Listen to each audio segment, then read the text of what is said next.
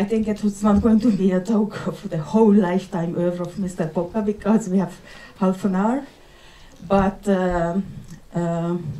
volt egy kis fejszámolás. First I say it in Hungarian, okay? And then I tell it to you in English. Or how's your Hungarian? Pretty good. Pretty good. Okay, that's good. So we don't need translation. De hát az első, egy kicsit fejszámoltam ugye ez a történetet, ez egy nagyon nagy extra volt szerintem az elején ez a bevezető, és így én is teljesen máshogy tudtam nézni a filmet, holott szerintem nagyon sokat szóra láttam. És csináltam egy fejszámolást, és ez a 36 év, ez nekem olyan 90-es évek közepére adódna, és a film az 2008-as. És hogy ezt szeretném először megkérdezni, hogy ez hogy volt így ez az időszak, vagy ez, hogy hogyan fejlődött, mert ugye most egy pontig megtudtuk a film történetét. So I was doing a head count. If I count well, when you were 36 years old, it was around 96. And the movie is from 2008. So what happened in your mind or in the team's mind who were doing this movie in this 12 years or something like that? Why it took this time? Is it working? Yes. I don't know.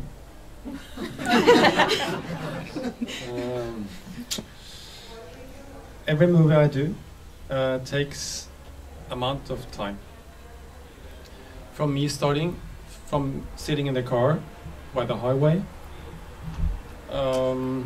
spending time starting to looking into the characters, the story. So I start with quite a heavy amount of research. First I have an idea about the topic. And here, of course, it was about forgiveness and the story about the problem of the evil. I looked into it. I sort of started to create characters as I walked along. I met people in the prison. I met parents who had lost their loved ones. Yes. Tehát, hogy nálam mindig egy elég jelentős időmennyiségbe telik, amíg egy filmet összeállít. Nyilván ebben az is benne van, hogy az ember elkezd, talál egy témát, akkor utána kutatást végez hozzá, megtalálni a helyszíneket, a karaktereket. De hát ugye ott hagytuk abba ezt a kis történetfelépítést, hogy ugye megállt akkor ott az országút, vagy a reptérbe vezető út szélén, és akkor ott elgondolkodott ezen az egész, ugye akkor elmondtuk ezt is, hogy de hát volt ez a börtöni látogatás, a börtönlátogatások. I had 9 years in the beginning of my grown-up adult life, where I studied in university and I went into the press. What turned me into this is writing. I've been writing since I was young. I got a post in a newspaper while I was studying in the universities, studying sociology, and that led me to the newspaper, which was the largest newspaper in Norway, which again gave me the opportunity to sort of discover photography, because I had to start taking pictures for my articles myself. I got a class from the photographers there. And then I started to study it besides, and then suddenly I got quite large assignments, which led me to go abroad to conflict areas. De hát, és akkor most visszatért ahhoz, hogy ugye mi volt még 19 és 36 között, ott még az is fontos, hogy ugye ez volt az, amikor a rendező úr egyetemre járt, és szociológiát tanult, és még egyetemistaként kapott állást Norvégia egyik legnagyobb újságánál, és nyilván ez a poszt azzal is járt, hogy neki fényképeznie kellett a cikkeihez. Ez nem csak Magyarországon van, úgyhogy a újságíró fotózis egyben. És akkor utána jött az időszak, hogy rájött, hogy a fotográfia, a fényképészet az nagyon érdekli. és egyre hosszabb megbízatásokat kapott, ráadásul háborús, tehát ilyen konfliktus zónákban, nagy részt Európán kívül. Ezt hozzátenném. So from the year around 1981 to 89, I was in conflicts in South Africa during the apartheid. I was in the Falkland War in the Middle East. I was walking into the camp of Shabra and Shatila. You probably heard about the massacres there, and other places. And why I mention it is because I was able to be so close on people living under such suppression and such sort of close to the edge of life and death. And those years sort of taught me to sort of dive deeper into it. So when I ended my career as a photographer, I've been sent back home to Norway and hospitalized for almost 6 months.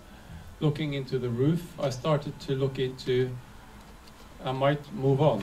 I don't think I should keep on doing this for a long time. Tehát ennek is ugye megvan a jelentőség, hogy miért említi ezt, meg hát amúgy is beszéltünk arról, hogy egy kicsit rátérünk a nagyon érdekes karrierre.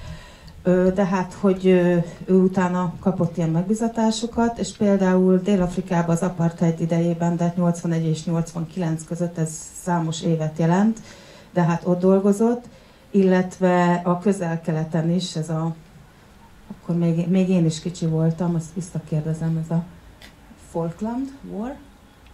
Falkland, vilket land är det? It's the war between Argentine and United Kingdom on the islands of Falkland. Okay. Tehát ez akkor a Falkland, akkor a Közel-Kelet plusz, meg ezek ugye ez egy másik háború, tehát ez a Falklandi háborúk, ugye a Falkland szigetén, és ilyen helyeken járt, és akkor gyakorlatilag nagyon sokszor az embereket ott találkozott velük, olyan emberekkel, akik élet és halál mesdjéjén közlekedtek folyamatosan, de hát, hogy állandóan egy ilyen kitettségnek voltak nagyon szélsőséges szituációkban.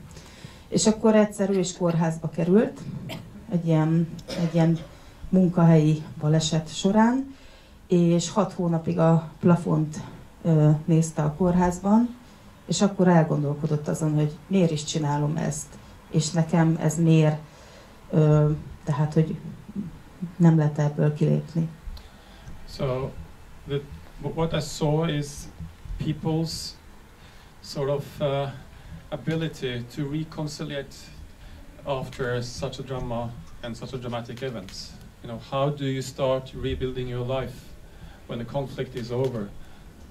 I was not among the crazy guys who were running around the bullets, taking the real action. I was focused on people living there, refugees, and also the rebuilding of those society under the mid of the war. De hát, és ezekben az emberekben, meg ezekben a háborús zónákban, amiket ő látott, abban az volt a legfontosabb, hogy ugye Közel-Kelet is tömeggyilkosságok, kivégzések, és hogy ilyen tragédiák után az emberek hogy tudnak tovább lépni. Tehát, hogy ez a megbékélés, a sorssal felépíteni újra az életüket, ez hogy történhet meg. És ő, amikor a háborús zónákban is volt, akkor nem Robert Capa volt, hogy éppen ő is úgy halt meg, ugye lelőtték.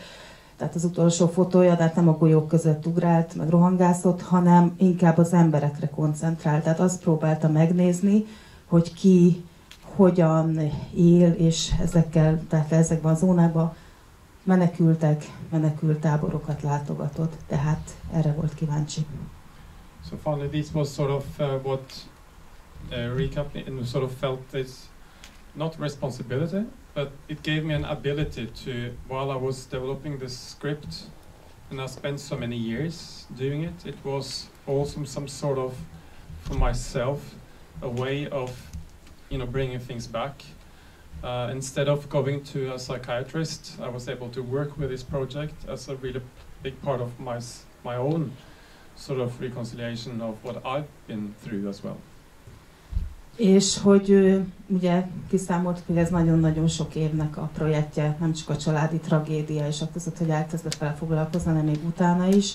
És amíg dolgozott ezen a forgatókönyvön, ezen a filmen, ez gyakorlatilag ez az összes tapasztalat, amit most megemlített, ez így mind beleért, és ahelyett, hogy a pszichiáterhez ment volna, vagy pszichológushoz, hogy a saját magátért dolgokat is feldolgozza, ezzel a filmmel, úgyhogy ezzel dolgozott, ezen tudom gyakorlatilag magán is segíteni.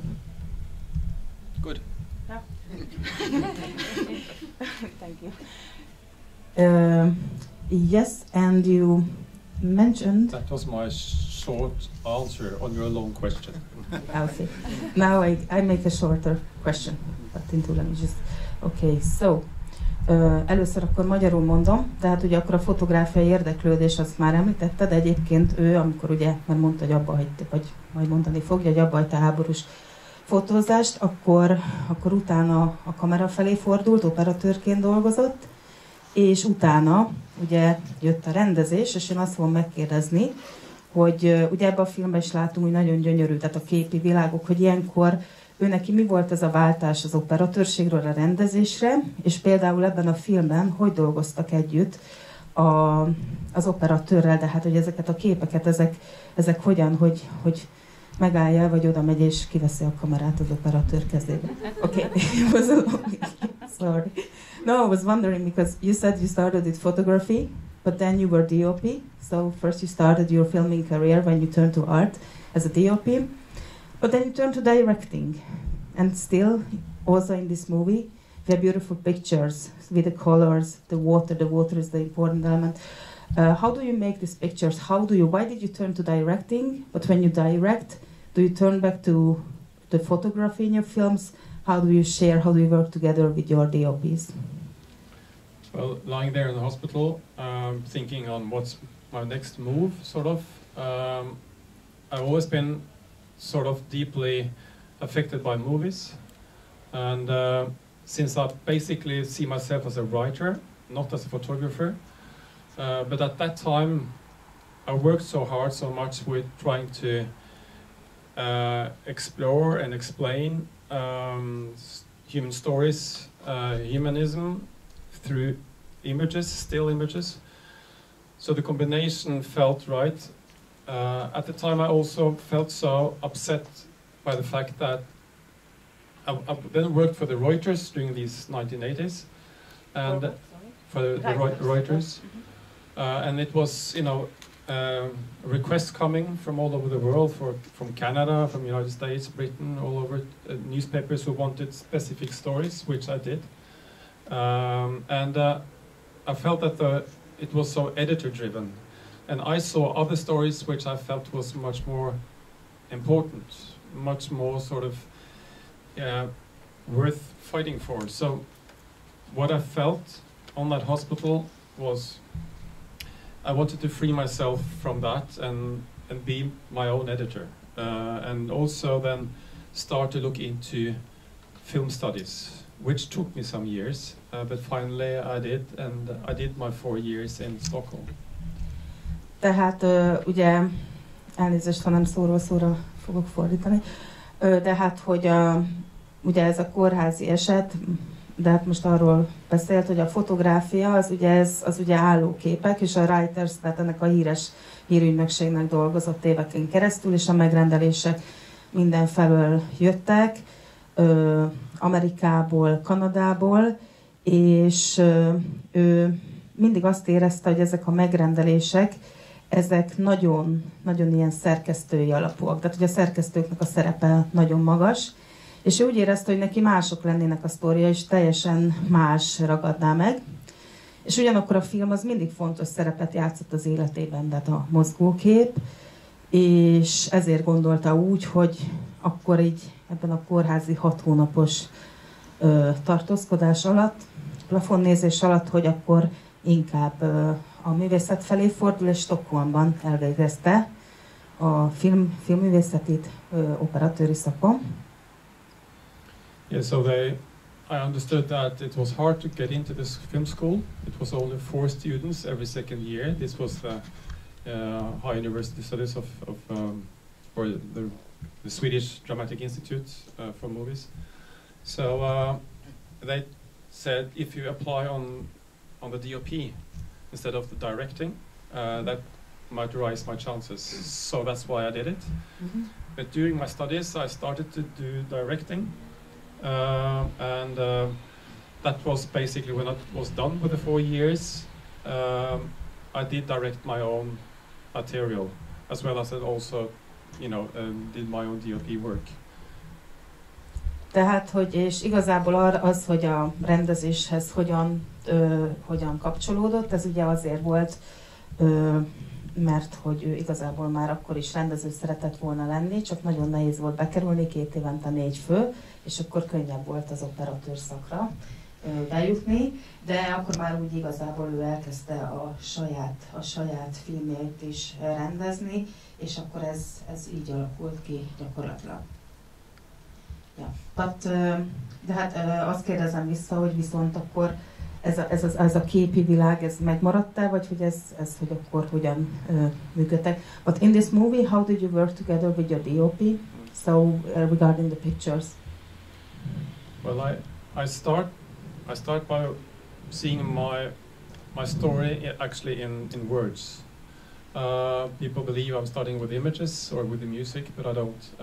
I have to start when I'm writing, before I'm bringing in my co-writers.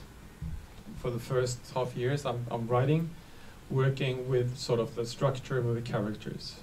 And then I'm inviting in writers because I insist on working in a group. And then when we're opening up that, then I'm starting to see the images. And I'm drawing them, painting them, or finding photography or whatever to sort of express, a direction, a visual approach. And then finally, at the stage, I start to listen, I hear music, which very often is close to what it ends up being. Tehát, hogy az ember azt gondolná, hogy egy fotográfus, ha a filmet csinál, akkor is a képekkel kezdi a történetet, de ő nála a filmjénél, amikor elkezd egy filmen dolgozni, a szavak vannak meg először.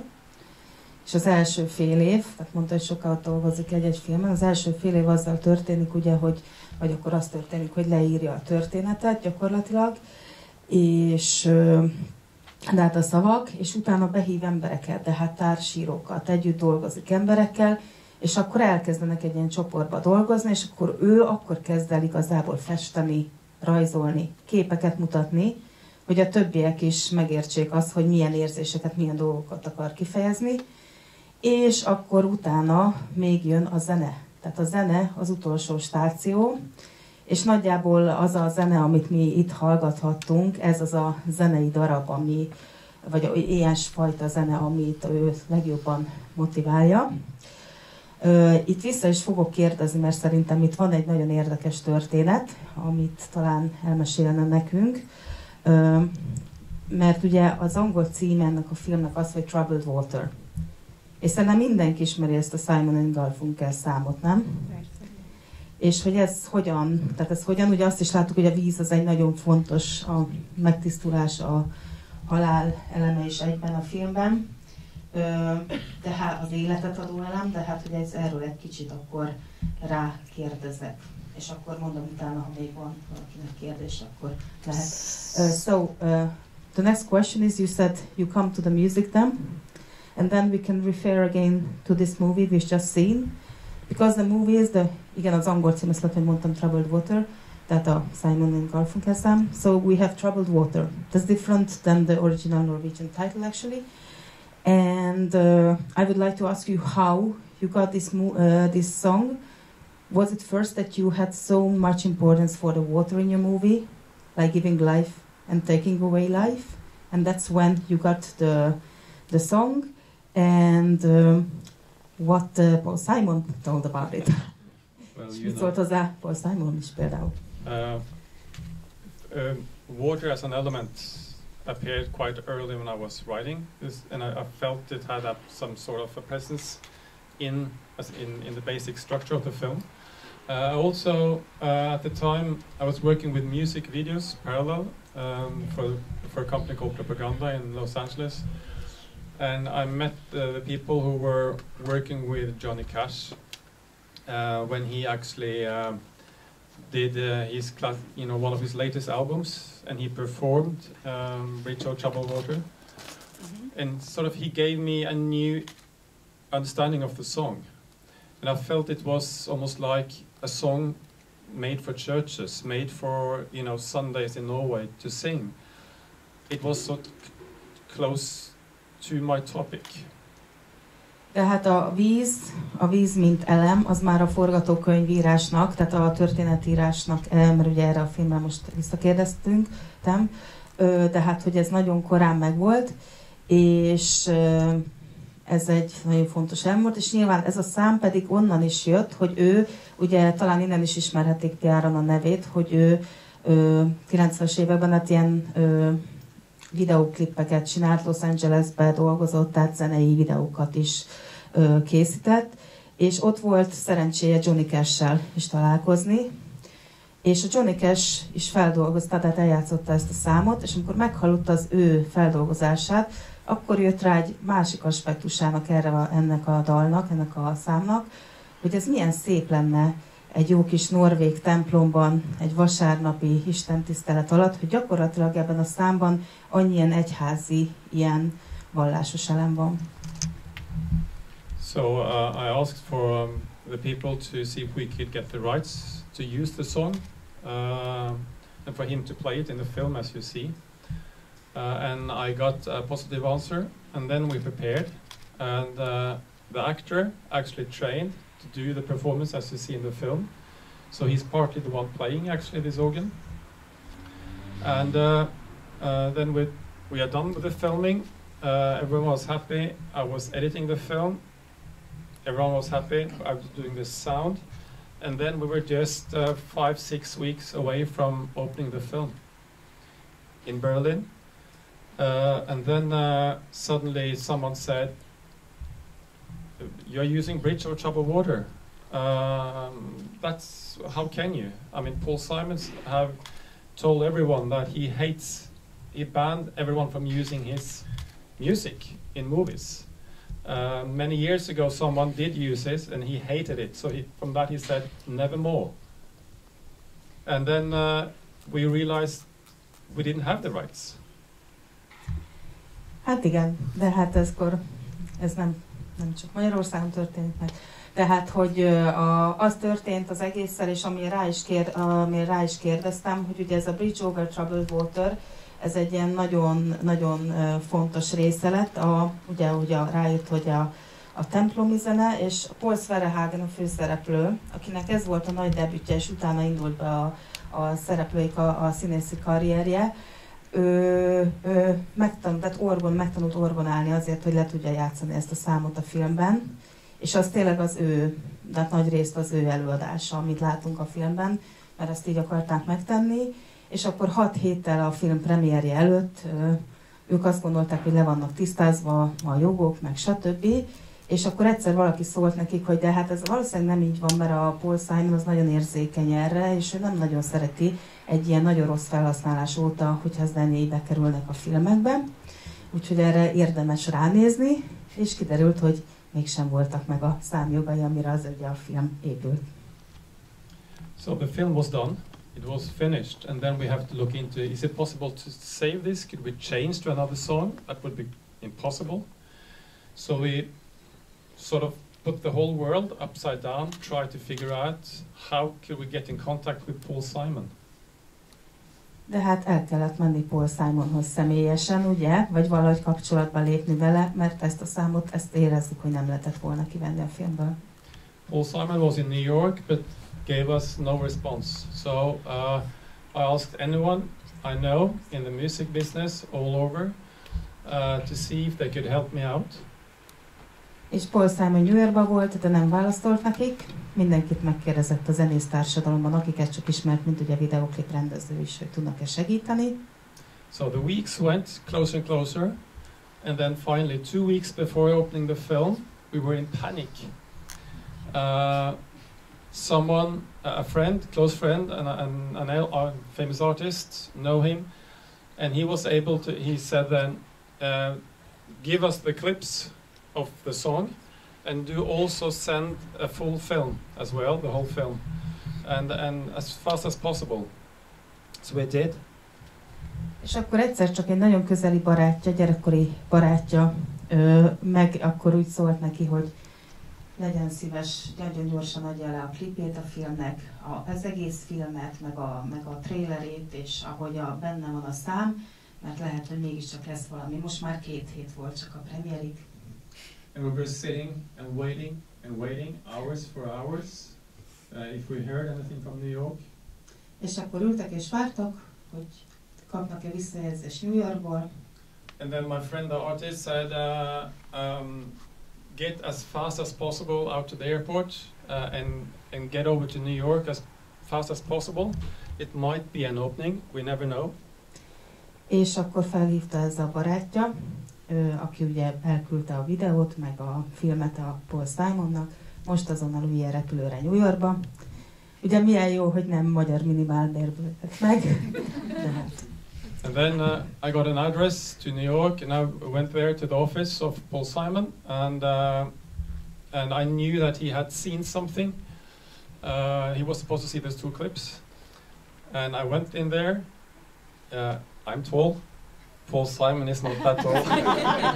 És akkor megérkezett New Yorkba, igen, lehet, hogy Paul Simon pont akkora, mint én, mert bement az irodába, azt gondolta, hogy úgyis csak a trailert fogja megnézni, vagy a zenés klippeket ugye a filmből, lenézett Paul Simonra. But my God, it was Paul Simon. És tényleg Paul Simon volt. So I met him, and then he said, no discussion. És akkor találkozott Paul Simonnal, és akkor ő azt mondta, hogy nem, hát erről nem is kell beszélni. He had actually seen the whole film. Megnézte az egész filmet. And he said, you're welcome to use the song.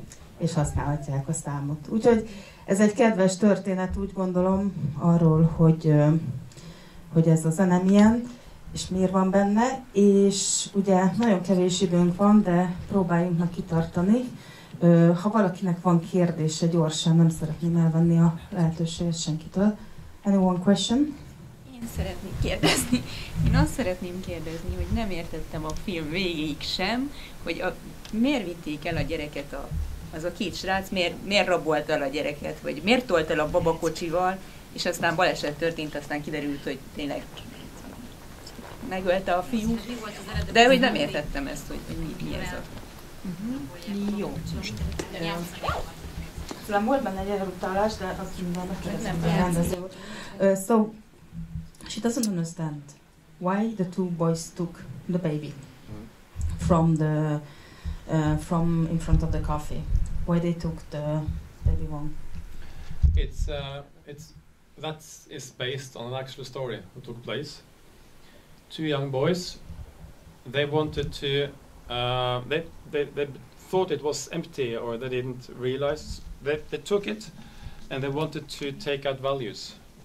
So they moved it, and then they understood that the boy was there, and it's just like, as they told me, they never believed it was going to get as bad as it did. It's something in between a young boy's stupid things going, and it ended up being catastrophical. It just got bigger and bigger for them and out of control. But they were basically just looking for the values. And one thing, in Scandinavia and in Norway, it's very usual that you can actually leave your child outside while you go into a shop. At that time, no one was afraid for that. When I screened the film in United States, people were upset. They thought his mother was totally crazy.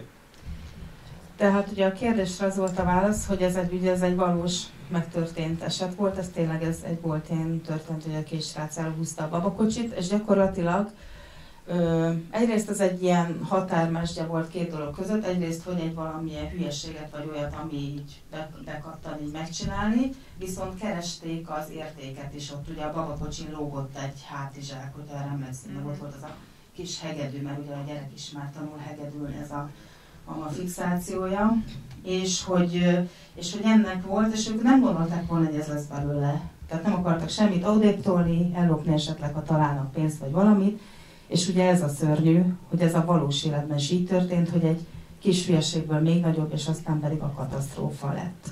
De hát ez volt gyakorlatilag a háttérben.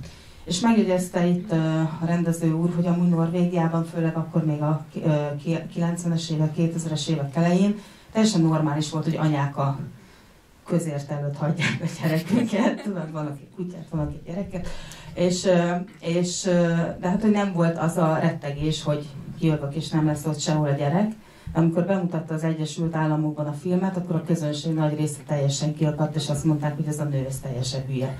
Tehát, hogy mit csinál, ugye? No, még valami? És még manapság is ott adják még a gyereket a... They still leave the children in front of the cafes in Norway today? Yes, they do. They do. Basically. Not as much as they did in 2008. Nem, de ez most már egy ilyen visszazuhanó tendencia. Tehát most már nincs annyi gyerek a kávézók előtt, mint régen. Igen?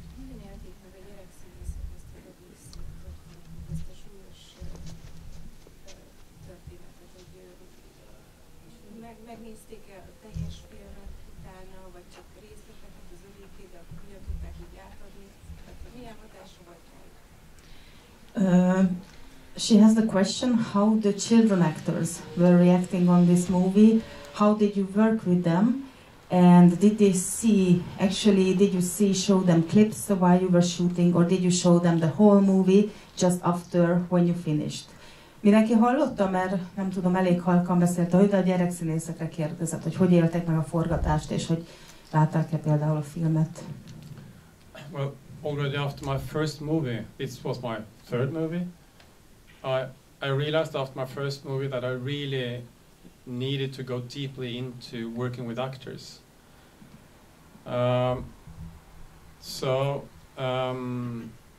And I ended up, and basically I feel the most fun thing about movies is working with actors actually, and get their performances right. Now, working with amateurs, that's something else. It's hard to learn, but I mean you have to work with them and with kids. So, in this film, it's quite graphical, dramatic stuff. It's hard for the kid. So you need to find a child which is strong enough and who have parents which are strong enough. So I'm actually looking for parents, not for the child. If I get the right parents, I believe has a strong enough ability to support the child, then I can go quite far. Yeah. Did I show the film to the kid?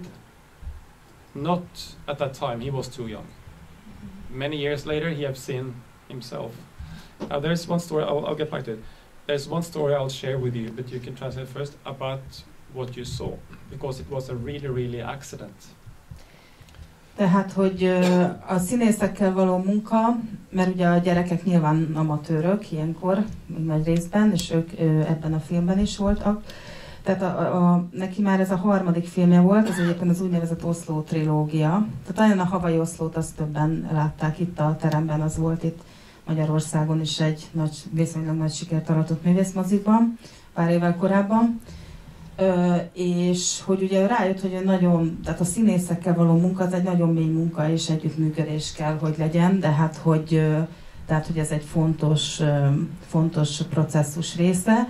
Viszont a gyerekek, ugye, meg az amatőr színészek, az teljesen más. Ott meg kell találni az igazi, a helyes embereket, amik nem úgy helyes, hogy jól néznek, hanem akik jók a szerepre. És utána a gyerekeknél még az is fontos, hogy a szülő, tehát hogy ne csak a gyerek legyen erős, megbírja ki a forgatást, hanem a szülei is. És aztán rájött, hogy még a szülők még fontosabbak is, mint a gyerekek, ugye? Hogy végig tudjanak egy ilyen forgatást csinálni, de hát gyakorlatilag a helyes gyerek, vagy a jó gyerekszínészhez találd meg a jó szülőt. És hogy látta-e, most a kisfiúra gondolt, ugye a Jensre, nem mutatta neki meg ezt a filmet utána, akkor még. És most szeretném még egy sztorit elmondani, ami ez a filmhez kapcsolódó sztori. To be able to film it, we needed to make a doll made of silicone, exactly as the boy with the clothes. And it was so brilliant done that if you watched it, you had to touch it to see that it was not the boy. The hair, everything was perfect. It was made in London. It cost us over 70,000 euros at that time. There were a shot, and this river goes straight through the mid-center of Oslo, downtown. Further down the river, there's a lot of people around, in cafes and whatever, and they all watch this river. It's so beautiful. And then we were preparing to shoot one of the final scenes with the doll. It was secured, and then something happened. És ugye a kisfiúnak csináltak egy ilyen baba változatát is, 70 000 euróból csupán, de hát ennyi volt az ára, és annyira jól sikerült, hogy tisztára olyan volt, mint a kisfiú. Tehát ez egy ilyen szilikon, egyébként Londonban, tehát akkor gondolom angol fontban volt az ára, az is jó sok lehetett. És ez a folyó, amit látunk a filmben, ez így végigszeli Oslót, a norvég fővárost, és nagyon sok helyen különböző kávézók vannak, nézelődnek az emberek, mindenféle történések vannak, és ők így kikötötték, tehát amikor csinálták ezt a forgatást, így kikötötték, leszorították ezt a fiúcskát, de aztán, vagyis a bábút ott a folyónál, és valami történt. The doll was like every movement.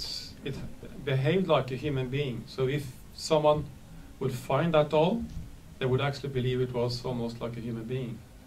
Now, we had secured it with 2 lines, and it was this huge waterfall, and then suddenly one line broke, and the power of the other one actually broke, and then the doll disappeared from us, the boy, down the waterfall, going down all the way through Oslo.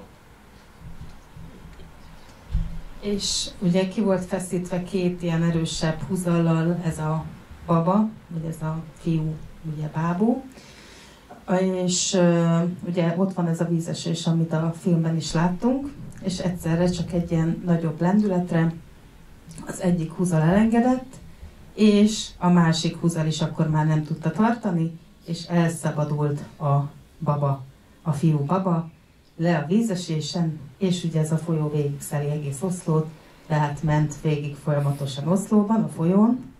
So what do you do if you see a small child in the water? You know, we got panic. People would, offer their lives to try to save this kid further down. So we run to the telephone, and also we called up the fire department in Oslo and the police and said immediately, there's a kid, there's a child. It's a replica. It's not a real child, but it's going all the way down. Please, if you get an alarm. We were in panic. És hát ez nagy pánikot okozott. De hát, hogy ez a szilikonbaba is mennyi mindenre képes, tehát végig suhant Oslóban, és ugye a Norvégiában az van, hogyha meglátnak egy gyereket, bár szerintem itt is bárhol ez lenne, sokan a folyóban úszni, akkor gyakorlatilag tehát, hogy képesek lennének beugrani érte, az életüket kockáztatni, hogy mentsék a kisfiút, úgyhogy ők szépen felhívták a rendőrséget, a tűzoltóságot, és mindenkit értesítettek arról, hogy az egy bábú. So our focus was only one thing. I hated suddenly the doll, forget about the doll. But how can we prevent people from risking their life to get into that river? És most már ugye nem baj a 70 000 euró, van biztosítás, hanem ugye az emberek ne ugráljanak be a kisgyerekére vagy a kisfiúért, ami amúgy egy szilikonbaba a vízben, tehát most már csak erre fókuszáltak. No one did risk their life because it just disappeared. And all of them wonder what happened with that doll. Even the largest newspaper in Norway had shocking news the next day about what took place and informed people if they would see this kid, it was from a film. És egyszer csak eltűnt a bábú. És akkor így néztek, hogy hát mi történhetett ezzel a bábúval. Ugye másnap már a legnagyobb újságokban is megjelent a hír, hogyha valaki felé úszik egy kisfiú, ez egy bábú egy filmből.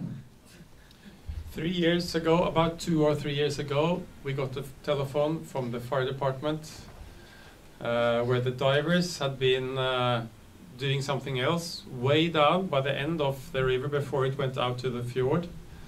And suddenly they found the doll. And that was about 2008. It was, well, 14, 15, 16 years later.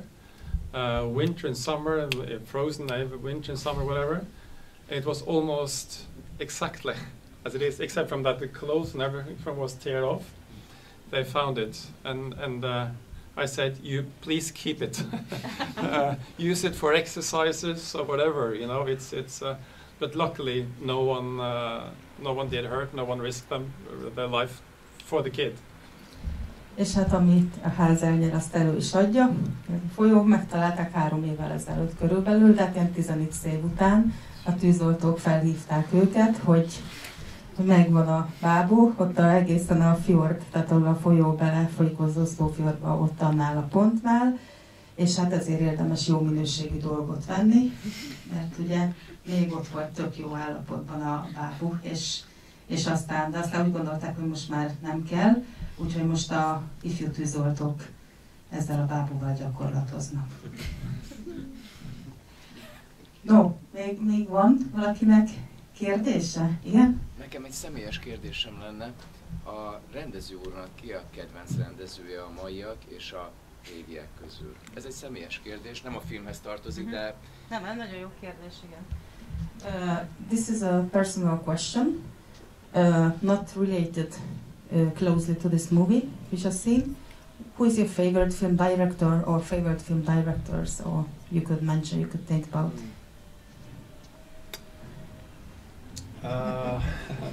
I did have some favorites.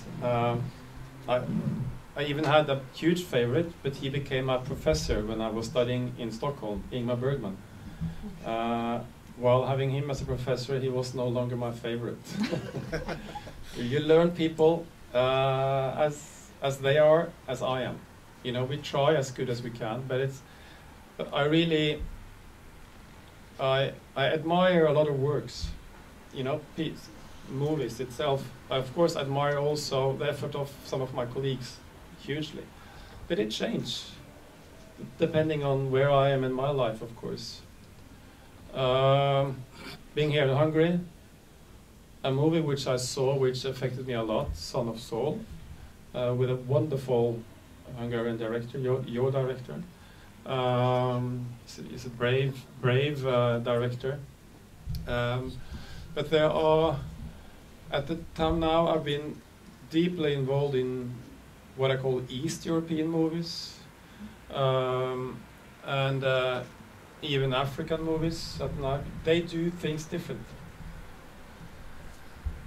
At the moment, I believe in the world we make too many movies who just seems to look like other movies or look like a movie. We do make too many TV series shows which just end up looking like other shows. So I want to see people take risk. If I see that, even if the film isn't, you know, perfect, doesn't matter.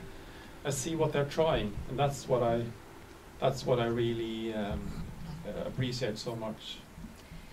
Tehát ez egy nagyon jó kérdés volt, amikor ő kezdte a filmes karrierjét, vagy még élete első időszakában Ingmar Bergman volt a kedvenc filmrendezője. Aztán meg is kapta tanárnak a Stockholmi Filmművészeti Főiskolán, és itt véget ért ez a történet. Onnantól kezdve már nem ő volt a kedvenc filmrendezője.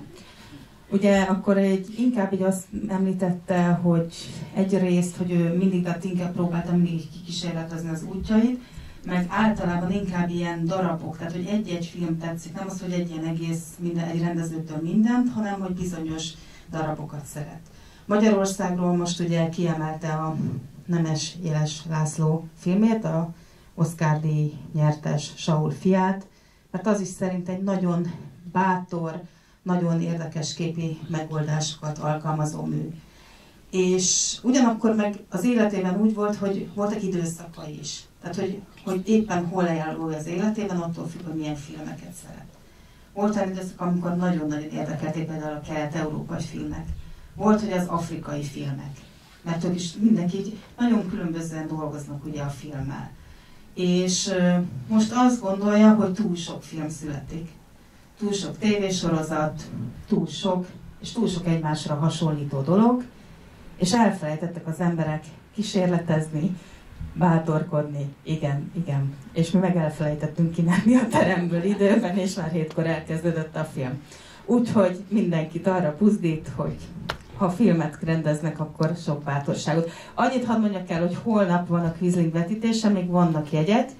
Ez a rendező legutóbbi filmje, nem az utolsó, reméljük, a legutóbbi filmje, és a norvég Führerről, tehát egy ilyen második világháborús történet, de nem háborús történet, hanem megint inkább ez a megbékélés, és egy nagyon érdekes, nagyon szép film, úgyhogy tudom ajánlani 9 órakor holnap. Jó? Úgyhogy I just recommend tomorrow. Thank you very much. Készítak. Köszönjük szépen. And tomorrow evening we show Quisling Sister Dager, the final days of Quisling.